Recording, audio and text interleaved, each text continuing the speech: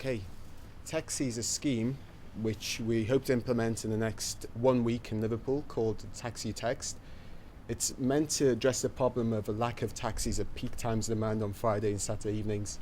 What Taxi can also do is work as a way to get people home quickly and safely as an orderly dispersal mechanism. What we do is we put several people together who are going in a similar direction and they all board a cab at the same time. Once they get into cab, they pay the driver £5 each. The driver then gets a lot more money for doing the same trip, which he might only get £6 or £7 for, say, and he takes them from the city centre to each of their addresses, dropping them off one at a time. So it's not like the Collectivo systems exactly that you see in South America or Greece or Lebanon, although it's got some similar ideas behind it. What happens is people get in the cab at the same time, so the cab doesn't stop and pick different people up. It picks them all up in one time, drops them off at different locations.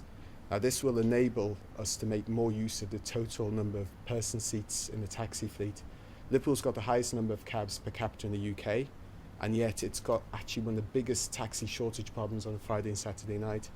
Now, after having walked home a few too many times, I'm thinking this is just annoying, and I can't understand in the 21st century we can put people on the moon, but we can't move people from Liverpool city centre out to the suburbs, and it's actually killing Liverpool. And as the roadworks have actually got worse, the whole situation's become even worse.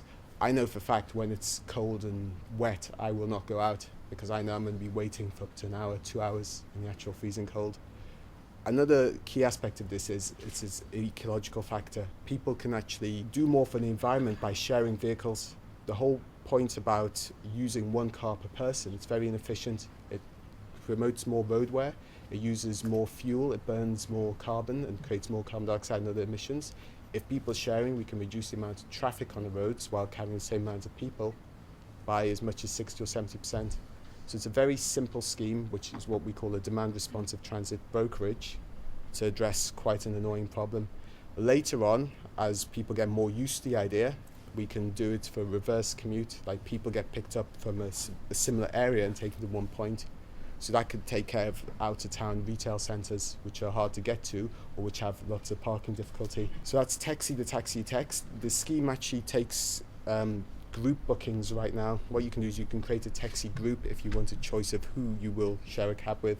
You might not want to be in a cab with a certain type of person. If you're a young woman travelling by yourself, you might only want to be with other young women. So you can create a taxi group which gives you some control over who you'll be in a cab with. There's also a record of what cab you got into, who you were in the cab with, when you were picked up and when you were dropped off and where. So people can enforce details of safety, and you can also have a best friend text, or your partner or your parents. So if you want somebody to know that you have got home safely, as soon as you debus from the actual vehicle, a text is sent to the person who you put as your designated person to be notified. So hopefully this whole scheme will make travelling home a lot safer. The police have expressed quite a bit of interest in getting this done simply because with 24-hour drinking coming up, there aren't too many 24-hour transport options, and it takes a long time to build more public infrastructure. We think this scheme can be applicable in a variety of areas across the UK, mostly northern cities where there's a dense city centre and there's a large urban sprawl around there. So you have a lot of people coming in at a similar time to one area and then trying to leave that area within a 2 or 3 hour period. Can I ask, is this system working and operational yet? The text scheme has been working for over 3 or 4 months. In fact, it's actually been working for about a year. You can text in, you can interact with the system, you can ask for information, you can see how much it costs normally to go from one place to another. We will start fulfilling trips as soon as the large demand-side marketing campaign goes. The radio advert will be out on Juice FM tomorrow, and we also have another advert which is called GIMP, which is about a chap who's been abducted and he's in a basement somewhere. And obviously with the orange ball in his mouth, he can't talk, but he can at least text for a cab to get him out of a sticky situation. There's one on our website right now with a skydiver whose chute doesn't open, but he manages to text for a cab and he's saved that way. Although obviously that's a bit tongue-in-cheek. Don't go skydiving and thinking you can text for the cab, you'll die. Especially over the Christmas period, we've been promoting this to a lot of office groups. We wanted to specifically push the whole taxi groups idea. So when people go to office parties, if they just kind of talk to each other beforehand and say, I live in St. Helens, I live in Port Sunlight, I live in Preston, whatever else. Then what we can do is we can kind of pre-work out a departure for people so they can share taxis going back the same direction, so they definitely get back. Because right now at this time of year, it's very hard to get transport. Have you brokered deals with local taxi firms? How are you going to fulfil this? We got 60 drivers signed up about 3 or 4 months ago, just for the basic trial. They Are can they carry. private hire companies? Are they black taxis? They're black cabs operating in the private hire mode. Although I see this as a marketing dream, I do see it as, I can see how you're selling it. I would have thought logistically and the sort of practical difficulties is where I could see it falling down. I mean, people go out having a good time. Do they then, are they all going to turn up 3, 4, whatever? So have you got a model of it working somewhere? No, this will be the model of it working, but we did significant market research beforehand, and when we approach people, especially about 2 or 3 a.m. when they're really freezing and cold, people will do most anything for a taxi. So they're very suggestible then. So what we did try and do was get banner holders to go there. We tried this one weekend and we noticed that people started to text in almost immediately. We've had some difficulties getting more people to work at that time of night, but we've got that for next week, hopefully. So you're just then, they're not pre-booking beforehand, they're just, it's like you're just sorting out the queue of people to check who's going in the same direction. They are pre-booking.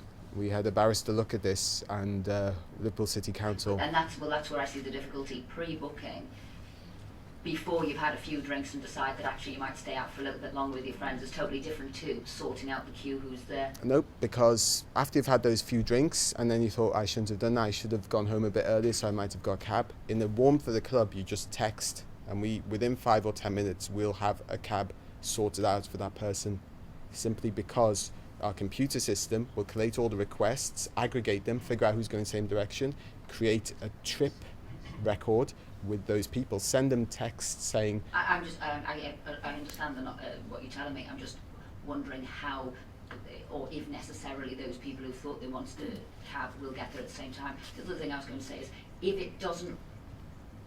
if all 3 or 4 or whatever don't arrive and there's only one, do they still get the journey at £5 rather than the proper price, which would be £9? Yep. How have the taxis felt about that? They'll still get the journey. The people who don't turn up, it's like EasyJet.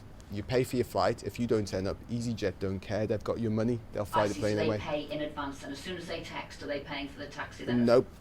They'll get the booking charge, but then they'll have to pay with £5 when they turn up. If they don't turn up and the taxi departs without them, we'll send them a £5 billing charge, which is made clear in the terms and conditions to their phone as an incentive. And how would you then enforce that, the £5? Or? Because we send the bill to their phone. We can send what's called a reverse billing message. So it's like a telltale. It can find you anywhere and still charge you. You can't run off because, well, if you do run off, we'll just send a £5 billing message to the phone, and that's enough to actually make people make sure that you can't put it straight onto their phone bill.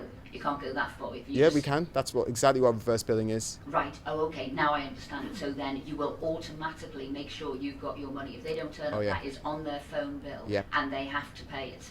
When you book a cab and you say you want a cab and you agree to it, that's a legally binding contract. Currently, when you ring up a minicab firm and you're not there when they turn up, they technically can sue you. It's just not worth their while to. Now I'm feeling a lot happier, you see. I was worried about the practical difficulties. Now I know that they've got your money on your phone straight away. Okay, thank you. So is your revenue model just from the customer? There's no journey from the taxi firms as well? A managing fee for... Yeah, what we do is we let the taxi drivers collect the money from each of the passengers. So let's say it's a Hackney cab with 5 people in. They pay £5 each. A Hackney cab gets £25. We'll work out what's called a settle, which is a simple word for reconciliation charge. We'll say to drivers, we expect to get you 10 trips at £25 each. We'll take our, let's say, 20% cut. So of that £250, we'll take 50 per night. You give us £50 before you start on Friday and £50 before you start on Saturday. If we only send you 8 trips, we owe you money for the next week. If we send you 12 trips, you owe us money for the next week. That's a reconciliation charge. In addition to this, we've got SMS revenues, which actually, if we take a 14% reconciliation charge, SMS revenues actually are higher than the actual seat revenue. Then we have things like advertising that we can do, simply because in larger people carriers we can have certain screens playing certain ads and whatever else. In fact, we made our virals so they will play in the actual vehicles to start with, so when people keep seeing them, then they'll understand this is a great marketing opportunity. So we've got at least 3 revenue streams there. I guess the obvious final question is, what would you do with the What's money your if you number? won? We'd roll it out in another, I think our target's 100 cities in the next sort of 5 years.